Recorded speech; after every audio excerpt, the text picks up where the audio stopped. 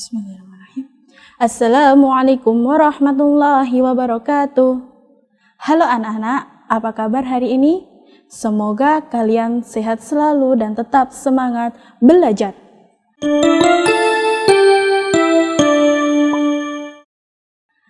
Nah, hari ini ketemu lagi dengan Ibu pada mata pelajaran Sejarah Kebudayaan Islam kelas 4, bab 3, materi Hijrah ke Habasyah.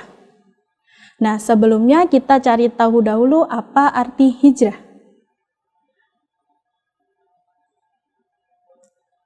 Hijrah secara bahasa berarti pindah. Sedangkan secara istilah, hijrah berarti pindah dari satu tempat ke tempat lain.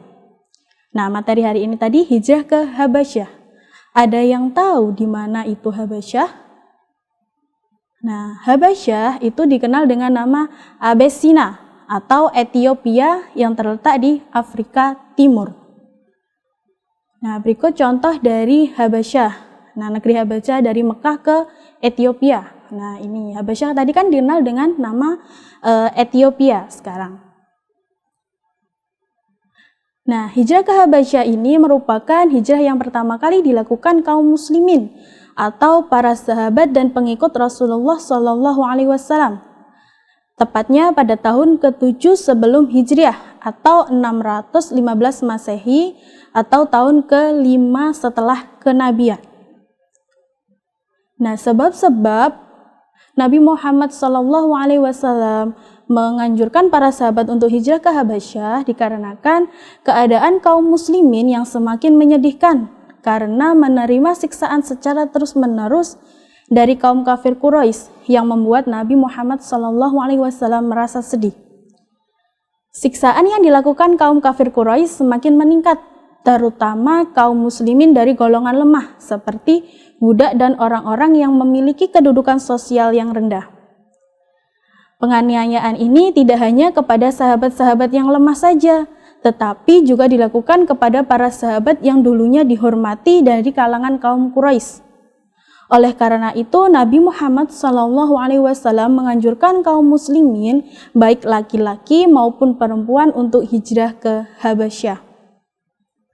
Nah, alasan Nabi Muhammad memilih Habasyah untuk hijrah yang pertama ini dikarenakan Nabi Muhammad SAW mengetahui bahwa raja dari Habasyah yang bernama Asimah An-Najasi adalah seorang raja yang adil dan tidak mau menzolimi seorang pun, sehingga Nabi Muhammad SAW memerintahkan kaum muslimin agar hijrah ke Habasyah.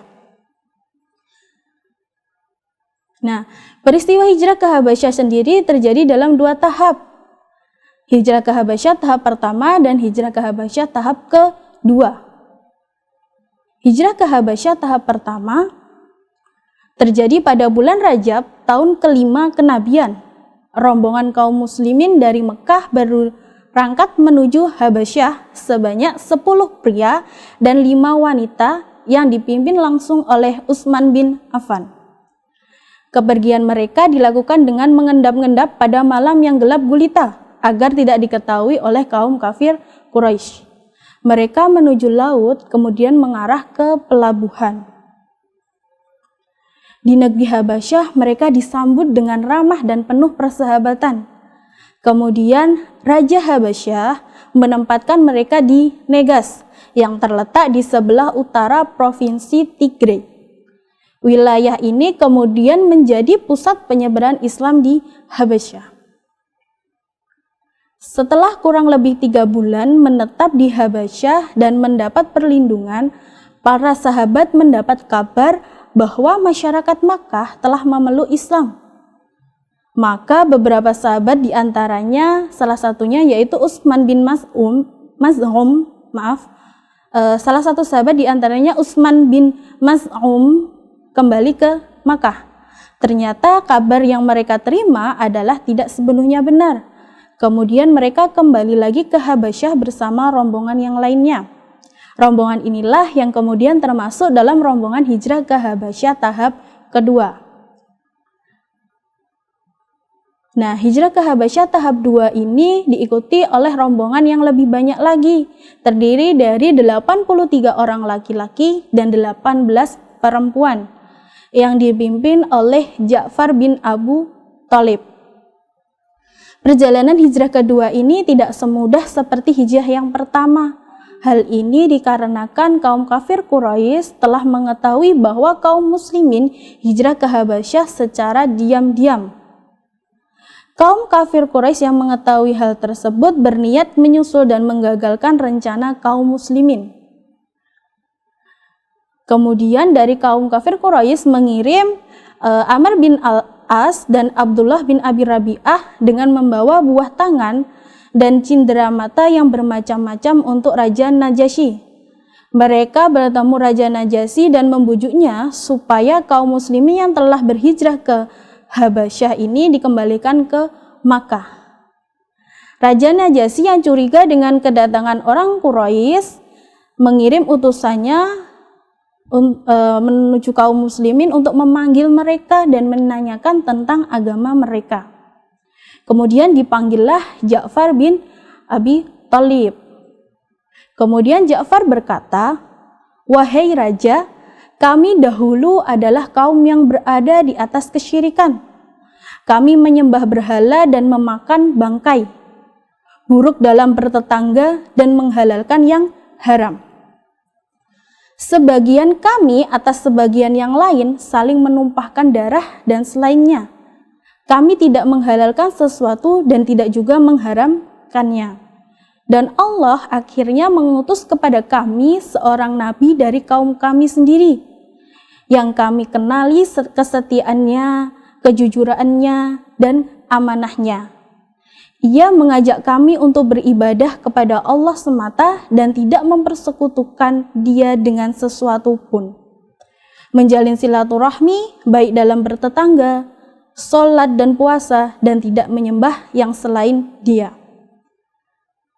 Kemudian Raja Najasyi berkata, "Apakah bersamamu ada sesuatu dari ajaran yang dibawanya?" Kemudian Ja'far menjawab, "Ya."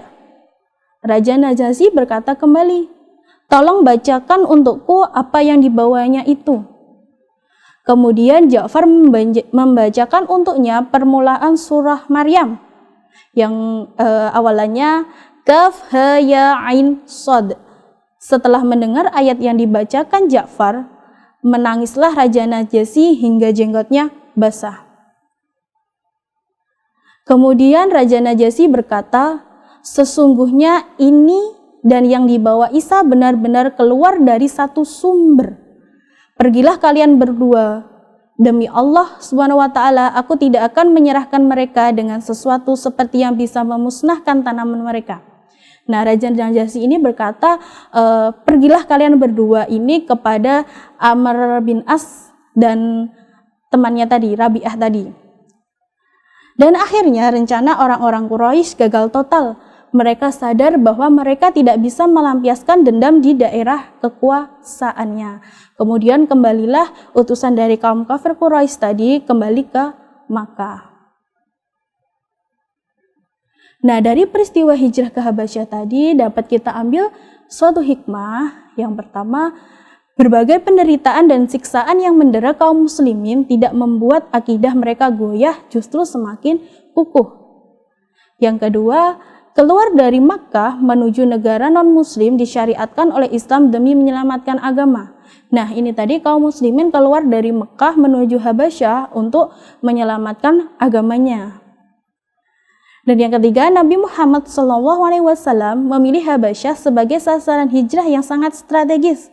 Beliau benar-benar memahami negeri-negeri dari kerajaan-kerajaan yang tersebar di sekitar dataran Arab. Itulah yang harus dimiliki oleh pelopor dakwah. Nah, itulah sikap yang harus dimiliki oleh seorang pelopor dakwah.